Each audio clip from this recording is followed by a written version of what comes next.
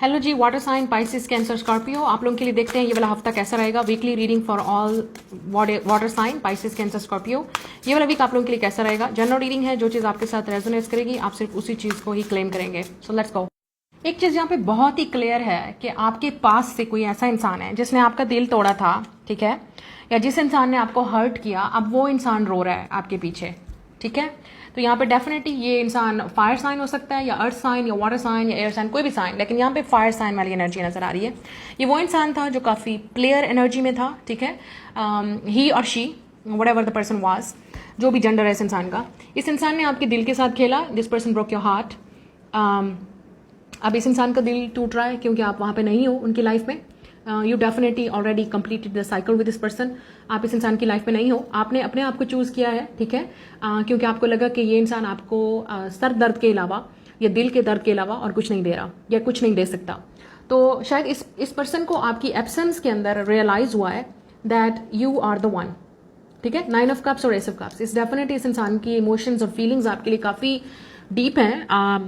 आप शायद अगर अब ये इंसान आपके पास आना भी चाहे, क्योंकि मुझे ऐसा लग रहा है कि ये इंसान आपसे कांटेक्ट करेगा इस वीक में, यहाँ पे चांसेस हैं कि ये इंसान आपसे माफ़ी मांगे, आपसे अपोलोजाइज करेगा, या आपको मैसेज करेगा, या आपसे बात करेगा, या आपने इस इंसान की वजह से इतना पेन बर्दाश्त किया, तकलीफ बर्दाश्त की, और ये इंसान आपके बार बार आपका दिल तोड़ता रहा, बार बार आपको रुलाता रहा, बार बार आपको पेन देता रहा, बार बार आपकी खुशियों को में भी व्हाट आई कैन से खुशियों की मतलब definitely this person really hurt you so badly.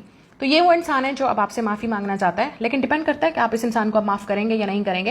ये इंसान लवर हो सकता है, आपका फ्रेंड हो सकता है, पार्टनर हो सकता है, या even at a work place कोई ऐसा इंसान जिसने आपको बहुत हर्ट किया। मतलब इस इंसान ने बस कोई कसर नहीं छोड़ी आपको हर्ट करने में, तकलीफ देने में। You can see the tears in the heart, right.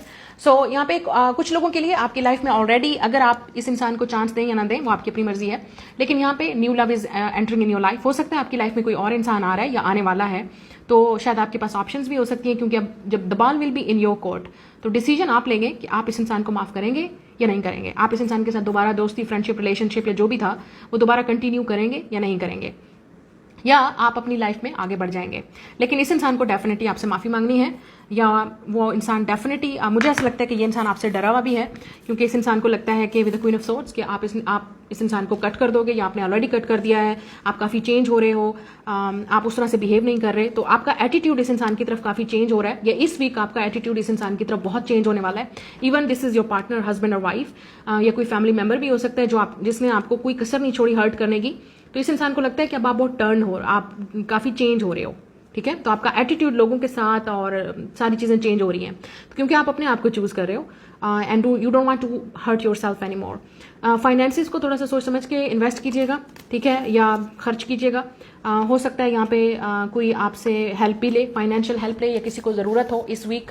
यहाँ पे ये चीज़ मुझे नज़र आ रही है। आप में से कुछ लोगों के लिए गुड न्यूज़ है, आपके बच्चों को लेके, अगर आपके बच्चे हैं, यू हैव किड्स, बच्चों से रिलेटेड आपको कोई गुड न्यूज़ मिल सकती है, या इन्वेस्टमेंट आप कर सकते हैं। ये वाला बहुत अच्छा वीक है। आप में से कुछ लोगों के लिए बच्चों की शादी के यहाँ पे चांसेस हैं, अगर they are very adult enough तो यहाँ पे चांसेस हैं। कुछ लोगों के लिए यहाँ पे ये भी हो सकता है कि आपके लिए प्रपोजल आए, बट यू विल डिसाइड कि आप डेफिनेटली आप डिसाइड करेंगे कि आपने करना है या नहीं करना। कुछ लोगों के लिए यहाँ पे ये भी ऑप्शन है कि आप हो सकता है इस वक्त आपका फोकस सिर्फ अपनी हीलिंग पे है, अपनी क्रिएटिविटी पे है, आपको कोई वर्क की या बिजनेस ऑफर भी मिल सकती है। और आप में से कुछ लोग डेफिनेटली सेविंग पे आपका ज़्यादा फोकस है, या इन्वेस्टमेंट पे, वो बहुत अच्छा टाइम आपके लिए रहेगा।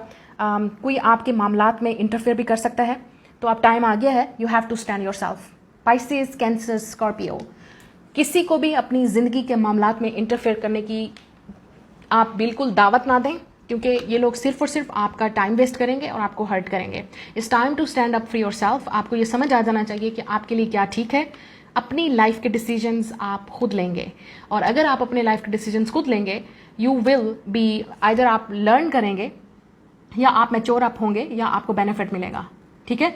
So learn the lesson. आपने ऑलरेडी एक लेसन लर्न कर लिया, अगर आप दोबारा मिस्टेक करेंगे, ठीक है ना, तो you have to be ready, you have to be ready for another lesson. तो आप दोबारा वो गलती नहीं कर सकते हैं।